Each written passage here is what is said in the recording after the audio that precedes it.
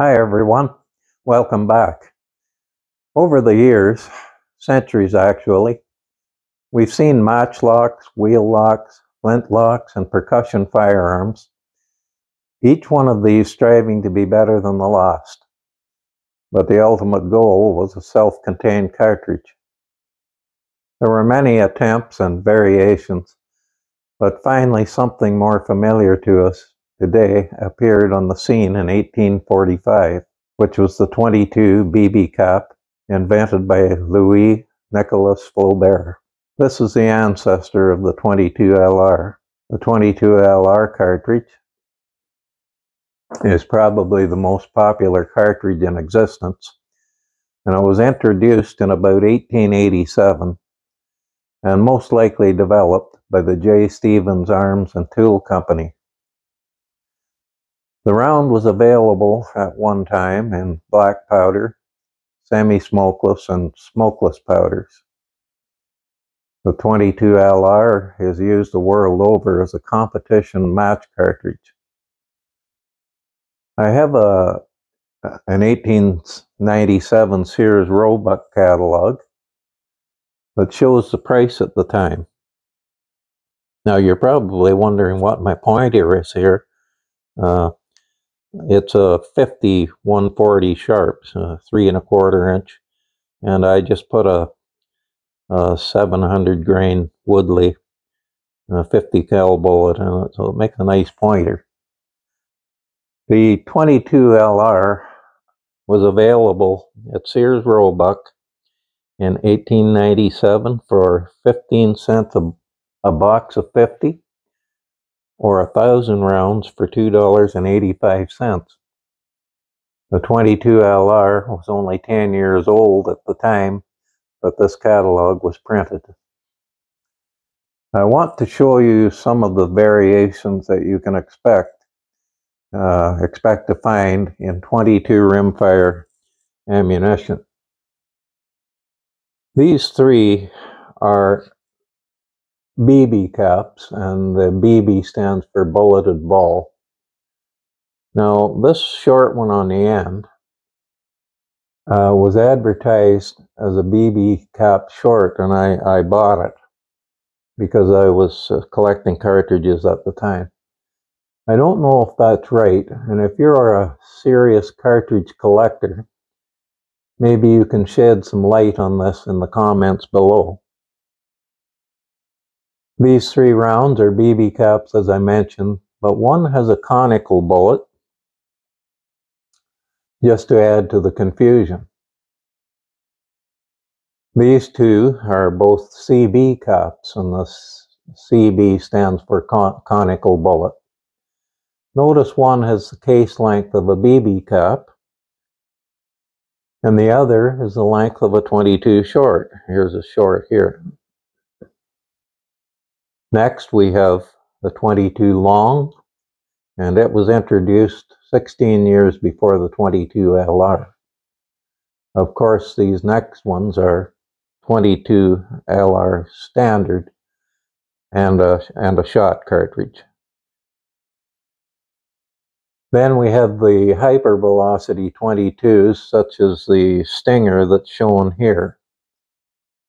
And other hypervelocity cartridges were the Spitfire, Viper, Yellow Jacket, Expediter, and so on. If you'll notice, the case of the Stinger is longer than the standard LR case, but overall length is the same to ensure they fit in the standard .22 LR rifles.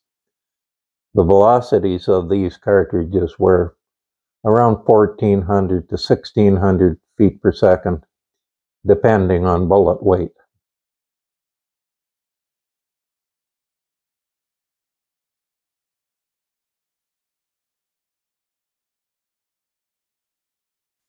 The guns that I will focus on for this cartridge today are Cooey models. Herbert William Cooey worked on the assembly line for the Grand Trunk Railroad as an apprentice and decided to quit that job. When he was 23 years old, Cooey opened his own machine shop at the corner of Queen Street and Spadina Avenue in Toronto, Ontario, Canada in 1903. In the 1924 Olympics, held in Paris, Cooey supplied the Canadian national team with guns for several events. Cooey himself shot with the Canadian trap team, which would go on to win silver in that event. The H.W. Cooey Machine and Gear soon changed its name to H.W. Cooey Machine and Arms Company. Perhaps the most popular model was the Model 39. The action would be used in other models such as the Ace, the Bisley Sport, and the Model 75. In 1929, Cooey left Toronto to a new facility in Cobourg, Ontario, to accommodate the manufacture of a repeating rifle called the Model 60. The Model 60 had a tube magazine to accommodate the 22 short, long, and long rifle cartridges. The magazine held 11 rounds of 22 LR ammo. With the acquisition of Cooey of Cobourg by Olin Winchester, the Winchester Model 600 was born. To accommodate the different lengths of 22 ammo, a Mauser-style control feed bolt would be needed to bring the case directly to the bolt face, and it used dual extractors. The claws enveloped the case rim. The Model 60 created in 1939 and the Model 600 in 1967 were both extremely popular. During the war effort, Cooey built thousands of rifles by contract. Much more can be said about the history of this remarkable gunmaker, but that would be an entire video of its own. Some of the rifles you see here on the table are the Cooey Ranger, and I'll just pick it up and give you a view of it. And this bolt is extremely easy to take out of these rifles, and makes it very easy for cleaning. When you cock when you put the bolt down, you need to cock it with this, and then it's ready to go. Very simple. And the same with the Model 75 that I have here. It's I think exactly the same action. And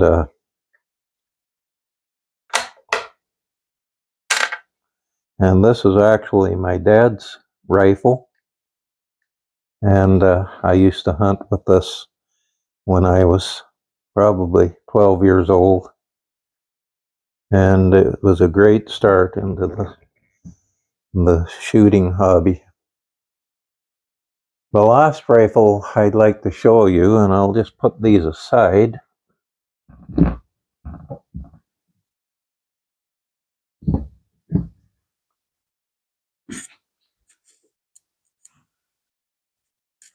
Last rifle is the Cooey Sure Shot Repeater, which is a Model 60 sold by Robert Simpson Company, later to merge with Sears in Canada as the Simpson Sears Company, and later just Sears.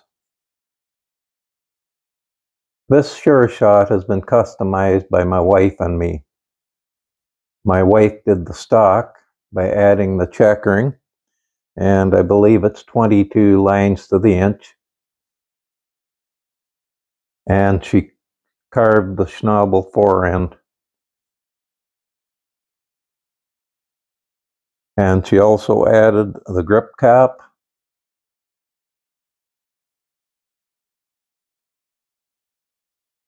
I left the bolt handle in the white.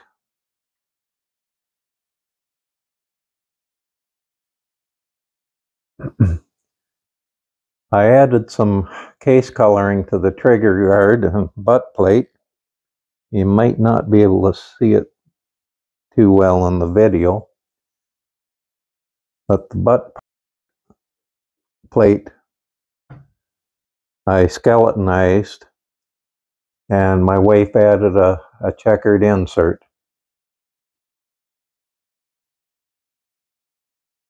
I know that there's some Cooey purists out there that may be horrified, but at least these are all the original parts. And just the stock contour was modified.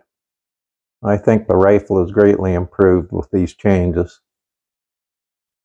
Thanks very much for watching. We'll see you next time.